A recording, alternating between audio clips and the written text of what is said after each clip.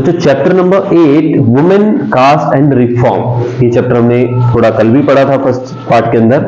आज हम देखेंगे सेकंड पार्ट इसका, जिसका पहला टॉपिक रहेगा changing the lives of widows. Widows मतलब विधवा औरतें। अब राजा राम मोहन रॉय के बारे में कल हमने देखा था कि किस प्रकार से उन्होंने महिलाओं को सशक्त करने के लिए काम किया था, यानी कि वुमेन एजुकेशन या फिर बहुत सारी ऐसी सती प्रथा वगैरह ऐसी सारी चीजों के खिलाफ उन्होंने काम किया था।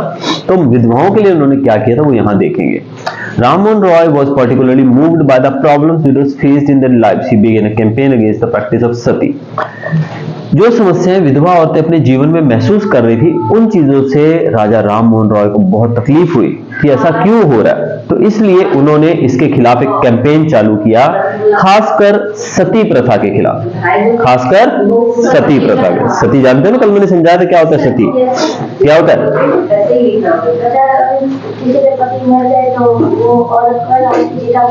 यस, जला दिया जाता है। Rammohan Roy was well versed in Sanskrit, Persian and several other Indian and European language. देखो आप लोग बोलोगे कि सर आपको इंग्लिश, हिंदी, गुजराती या कोई भी लोकल एक भाषा सीखनी पड़ती है ना, उसमें भी हमारा हाथ बहुत तंग होता है। यहाँ पर देखो राजा राममोहन रॉय को संस्कृत आती थी, पर्शियन आती थी, बहुत सारी दूसरी इंडियन लैंग्वेजेस आती थी और यूरोपियन लैंग्वेजेस भी आती थी। यहाँ पर 2 लैंग्वेज पढ़ने में वांदे हो जाते हैं हमारे, समझ रहे हो। Next, he tried to show through his writings that the practice of widow burning had no sanction in ancient texts. By the early 19th century, as you have read in chapter 7, many British officials had also begun to criticize Indian traditions and customs. अब राजा राममोहन राय ने अपने लेखों के द्वारा, अपनी रचनाओं के द्वारा ये समझाने की कोशिश की कि हमारा जो सती प्रथा है, इसका हमारे धर्म से, हमारे पुराने रीति रिवाजों से कुछ लेना देना नहीं है। लोग क्या मानते थे कि ये पुराने समय से चली आ रही है, लेकिन राममोहन राय ने समझाया कि ऐसा कुछ भी नहीं है। और अर्ली 19th सेंचुरी, जब 19th सेंचुरी की शुरुआत हुई तब बहुत सारे दूसरे यूरोपियंस भी, ब्रिटिश ऑफिशियल्स भी, यानी ब्रिटिशर्स भी, राजा राममोहन रॉय को कई भाषाओं का ज्ञान था, जिसमें संस्कृत, पर्शियन, कुछ दूसरी इंडियन लैंग्वेजेस और यूरोपियन भाषाएं भी थी। उन्होंने अपनी राइटिंग्स के द्वारा ये साबित करने की कोशिश की कि हमारे समाज के अंदर, हमारे कस्टम्स के अंदर, रीति रिवाजों के अंदर कभी भी सती प्रथा की वकालत नहीं हुई है। तो इसीलिए जो पीछे से चला आ रहा है, जो चीला है, ये जो सिस्टम चला आ रहा है, इसका हमारे प्राचीन ग्रंथों के अंदर कुछ भी नहीं लिखा है, तो इसको मानना बेवकूफी है। उसी समय 19th सेंचुरी की जब शुरुआत हुई तो बहुत सारे ब्रिटिश ऑफिशियल्स भी ऐसे थे जो राजा राममोहन रॉय के साथ जुड़ गए और उन्होंने भी हमारे इस ट्रेडिशन, यानी कि इस रीति रिवाज की निंदा करनी शुरू की, यानी कि उसका क्रिटिसिज्म शुरू किया कि भाई ये गलत है।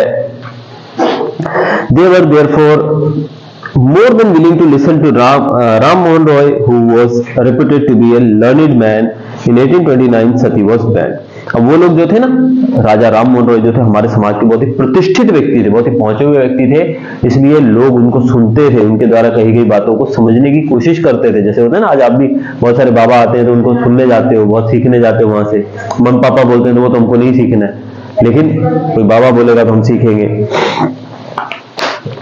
लेकिन राजा राममोहन रॉय समाज के रियल में ही बहुत ही अच्छे एक विद्वान व्यक्ति थे, जिन्होंने बुराइयों को भारतीय समाज से खत्म करने के लिए काम किया। तो उन्होंने जब ऐसा कहा तो बहुत सारे लोगों ने इनकी बात को सुना, समझा और फाइनली 1829 के अंदर सती प्रथा को बैन कर दिया गया, पूरे तरीके से बैन हो गया। बहुत ही अच्छा था ये कदम इनके द्वारा। The strategy adopted by Rammohn Roy was used by later reformers as well. Whenever they wished to challenge a practice that seemed harmful, they tried to find a verse or sentence in the ancient sacred texts that supported their point of view. They then suggested that the practice as it existed at present was against early tradition.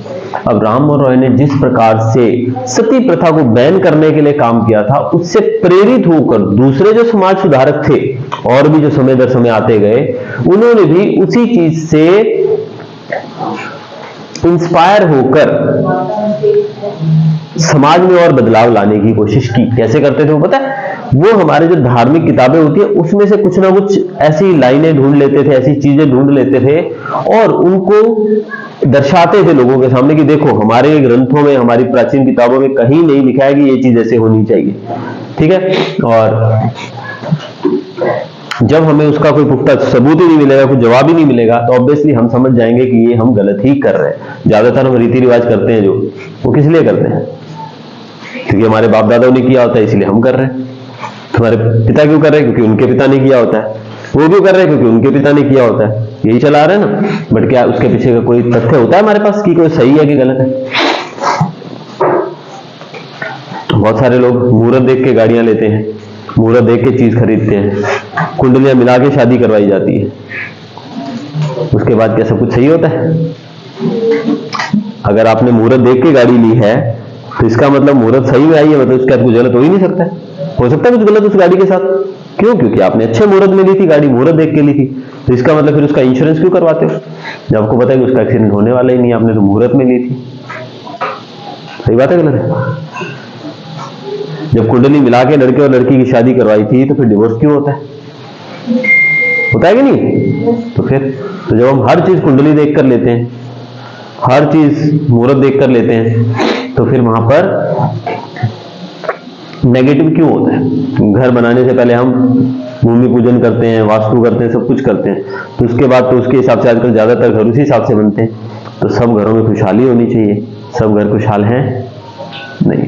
तो राजा राम मोहन राय जैसे विद्वानों ने हमारा इन अंधविश्वासों से पर्दा उठाने की कोशिश की, जिसमें बहुत ही बड़ा कदम था उनके द्वारा सती प्रथा को रोकने का। सती प्रथा को, for instance, one of the most famous reformers Ishwar Chandra Vidyasagar used to the Asian text to suggest that widows could remarry. अब ऐसे एक बहुत ही फेमस रिफॉर्मर थे, समाज सुधारक थे, जिनका नाम था ईश्वर चंद्र विद्यासागर। उन्होंने हमारे जो प्राचीन ग्रंथ थे उनके अंदर लिखे गए टेक्स्ट को निकाला और उसमें से ये बताने की कोशिश की कि हमारे ग्रंथों में ये कहीं नहीं लिखा है कि विधवा शादी नहीं कर सकती है या उसको फिर जलाकर सती करना ही पड़ेगा। उन्होंने इस चीज की वकालत की कि विडोज जो है, विधवा औरतें जो है वो दोबारा शादी कर सकती हैं। His suggestion was adopted by British officials and a law was passed in 1856 permitting widow remarriage. उन्होंने सजेशन जो दिया था, उन्होंने जो अपना वो दिया था, सुझाव दिया था, उसको ब्रिटिश सरकार ने मान लिया और 1856 के अंदर विधवा को दोबारा शादी करने का अधिकार भी दिया गया। Those who were against the remarriage of widows opposed Vidyasagar and even boycotted him. अब हमारे समाज के अंदर दो तरह के लोग होते हैं, एक जो उसकी फेवर में खड़े होंगे, एक वो होंगे जो उसके अगेंस्ट में होंगे। तो जो लोग उसके अगेंस्ट में थे उन लोगों ने विद्यासागर को बॉयकॉट भी किया, यानी कि उनसे बातचीत करना